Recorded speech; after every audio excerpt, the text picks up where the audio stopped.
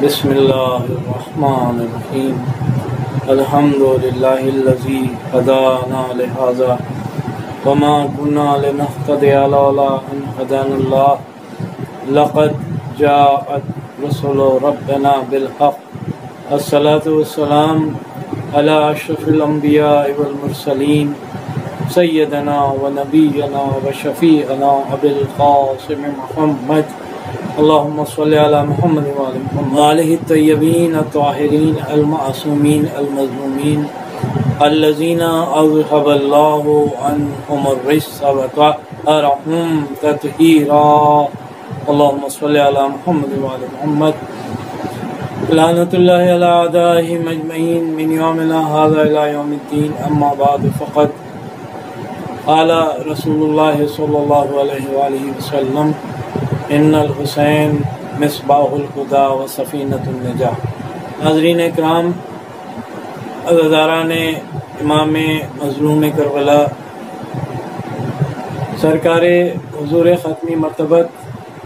حضرت محمد مصطفیٰ صلی اللہ علیہ وآلہ وسلم کے جس قول مبارکہ کو عنوان بیان قرار دیا ہے، اس میں آپ نے ارشاد فرمایا کہ بے شک حسین ہدایت کا چراغ ہیں، سفینہ نجات ہیں۔ نجات کا سفینہ اور ہدایت کا چراغ کسی بھی انسان کو اپنی منزل مقصود تک پہنچنے کے لیے چراغ کی بھی ضرورت ہوتی ہے، یعنی نور کی بھی ضرورت ہوتی ہے، اور کسی نہ کسی سفینے کی بھی ضرورت ہوتی ہے، جسے ہم کہتے ہیں مینس آف ٹرانسپورٹ، جس کے ذریعے وہ اپنی منزل مقصود تک پہنچ سکے۔ چنانچہ سرکار حضور ختمی مرتبت حضرت محمد مصطفیٰ صلی اللہ علیہ وآلہ وسلم نے ان دونوں چیزوں کی طرف نشاندہی فرما کر بتا دیا کہ دیکھو، میرا حسین ہدایت کا چراغ ہے، جس کی روشنی میں تم اس سفینے کو پہنچ جاؤ، اس سفینے پر جا کے سوار ہو جاؤ جو سفینہ نجات ہے۔ یقیناً جب چراغ جل رہا ہو، روشنی ہو، تو چراغ کی ایک خصوصیت ہوتی ہے کہ چراغ اگر صاف ستھرے راستے ہیں وہ ان کو بھی دکھاتا ہے، چراغ ان راستوں کو بھی دکھا دیا کرتا ہے جو پرخار ہوتے ہیں، ان راستوں کو بھی دکھایا کرتا ہے کہ جن میں کھائیاں ہوتی ہیں، یعنی عروج و زوال، حق اور باطل، سچ اور جھوٹ، سب کچھ پہچانا جا سکتا ہے اگر چراغ ہدایت کی روشنی میں انسان اپنی زندگی کو گزارے۔ لیکن صرف پہچان لینا کافی نہیں ہوتا کہ ہم نے چراغ ہدایت کی روشنی میں حق اور باطل میں تمیز کرنا سیکھ لیا، سچ اور جھوٹ میں فرق کرنا سیکھ لیا، ہمیں معلوم ہو گیا کہ کون سا راستہ نجات کا راستہ ہے اور کون سا راستہ گمراہی کا راستہ ہے۔ صرف یہ جان لینا انسان کی نجات کے لیے کافی نہیں ہوا کرتا۔ اپنی اس روش پر قائم و دائم ہوگا، تب وہ چراغ ہدایت سے حقیقی معنوں میں فائدہ حاصل کرنے والوں میں شمار ہوگا۔ اور جب ہمیں یہ معلوم ہو گیا کہ چراغ ہدایت سے ہم فائدہ کس طرح حاصل کر سکتے ہیں، تو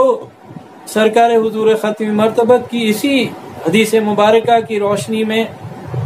اب ہمیں کسی سفینے کی ضرورت ہے تاکہ ہم نجات حاصل کریں۔ اور امام حسین علیہ السلام کی ذات مبارکہ کو آپ نے سفینہ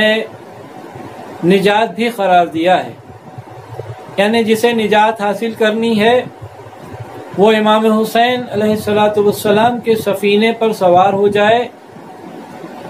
لیکن سفینے پر سوار ہونے کے لیے یہ ضروری ہے کہ سفینے کے جو اصول ہیں ان اصولوں کی پابندی کی جائے، جو سفینے کے قوانین ہیں ان قوانین کی پابندی کی جائے، یعنی اپنی منزل مقصود تک پہنچنے کے لیے سفینہ نجات پر پوری اطاعت کی پوزیشن میں رہتے ہوئے، مطیع بن کے رہتے ہوئے جب ہم سفینے پر سفر کریں گے تب انشاءاللہ یقیناً ہم کامیاب اور کامران ہوں گے۔ چنانچہ امام حسین علیہ السلام نے میدان کربلا میں جو قربانی پیش کی، آپ نے اس میں دیکھا کہ وہاں پر جہاں جوانان بنی ہاشم تھے کہ جو بڑھ چڑھ کے اپنے قربانیاں پیش کر رہے تھے، جہاں آپ کے بچپن کے دوست حبیب ابن مظاہر تھے، جہاں مسلم ابن اوسجہ تھے، جہاں سعید اور زہیر تھے، جہاں ابو ثمامہ ساعدی تھے، جہاں جوانان بنی ہاشم اصحاب تھے، انصار تھے، انہی میں غلام بھی تھے۔ چنانچہ جناب جون جو غلام ابو ذر غفاری کے نام سے مشہور ہیں، وہ بھی امام حسین علیہ السلام کے اس قافلے میں شامل تھے، ان جانثاروں میں شامل تھے کہ جنہوں نے امام حسین علیہ السلام کے اوپر روز عاشورہ اپنی جانیں قربان کی، جبکہ آپ کی عمر کافی تھی، آپ ضعیف العمر تھے، اور جب آپ جناب ابو ذر غفاری کی خدمت کیا کرتے تھے، لیکن جب سن 32 ہجری میں جناب ابو ذر غفاری کا انتقال ہوا تو جناب جون مدینے واپس ہو کر پھر حضرت علی علیہ السلام کی خدمت میں رہنے لگے۔ آپ کی شہادت کے بعد امام حسن علیہ السلام اور پھر امام حسین علیہ السلام کے پاس رہے۔ جب روز عاشورہ 10 محرم سن 61 ہجری کو جب جنگ کے شعلے بلند ہو گئے تو جون بھی جناب امام حسین علیہ السلام کی خدمت میں حاضر ہوئے اور اجازت طلب کی کہ آپ کے اوپر اپنی جان قربان کریں۔ تو جناب امام حسین علیہ السلام نے جون سے فرمایا کہ تم ہمارے ساتھ راحت کے لیے تھے۔ یہ خانوادہ رسالت کا طریقہ ہے کہ صرف غلاموں سے خدمت نہیں لی جاتی، بلکہ اگر غلام ضعیف العمر ہو جائیں تو ان کو اپنے ساتھ اس لیے رکھا جاتا ہے تاکہ ان کو راحت و سکون پہنچایا جا سکے۔ اور آپ نے فرمایا کہ تم تو ہمارے ساتھ راحت کے لیے تھے، اب ہماری وجہ سے مصیبت میں کیوں مبتلا ہوتے ہو؟ یہ سن کر جون نے آپ کے قدموں پر گر کر عرض کی، فرزند رسول، یہ کیوں کر ممکن ہے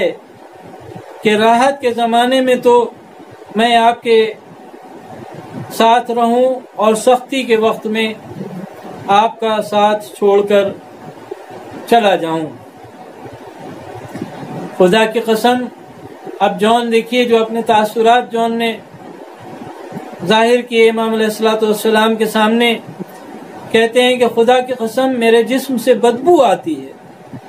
میرا حسب و نسب پست ہے اور میرا رنگ سیاہ ہے،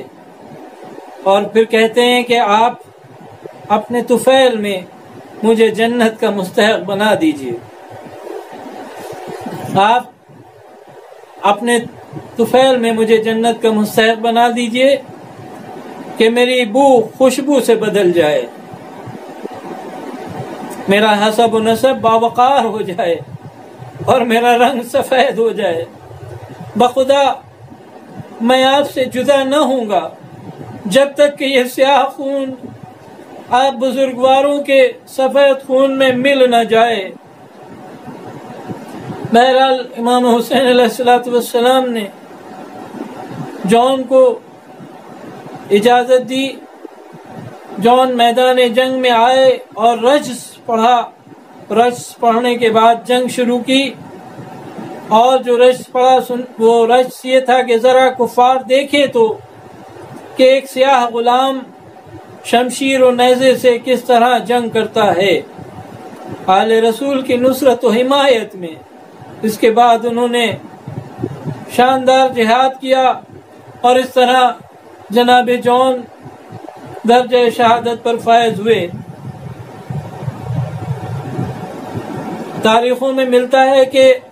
حضرت امام حسین علیہ السلام کے دل میں جون کے وہ آخری الفاظ گھر کر چکے تھے جو آپ نے فرمائے تھے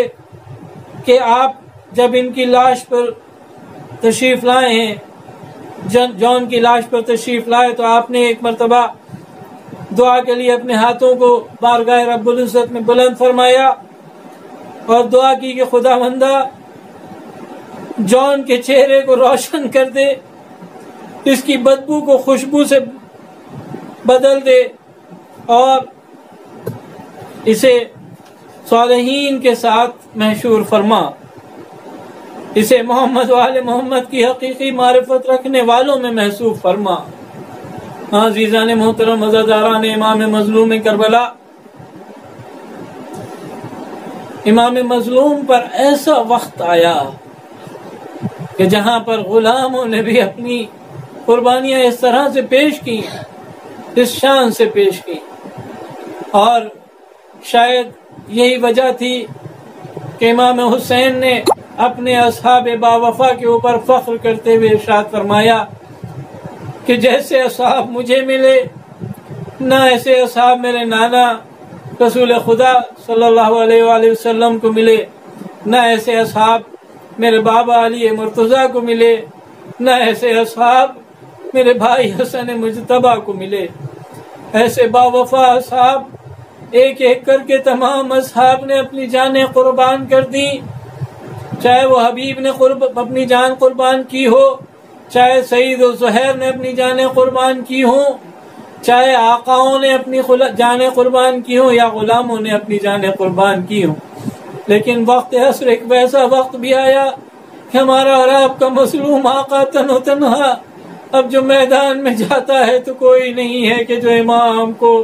رخصت کرے، امام کو سوار کروائے۔ ہاں، ایک بہن تھی جو خیمے سے نکلی اور نکلنے کے بعد آواز دیے، بھیا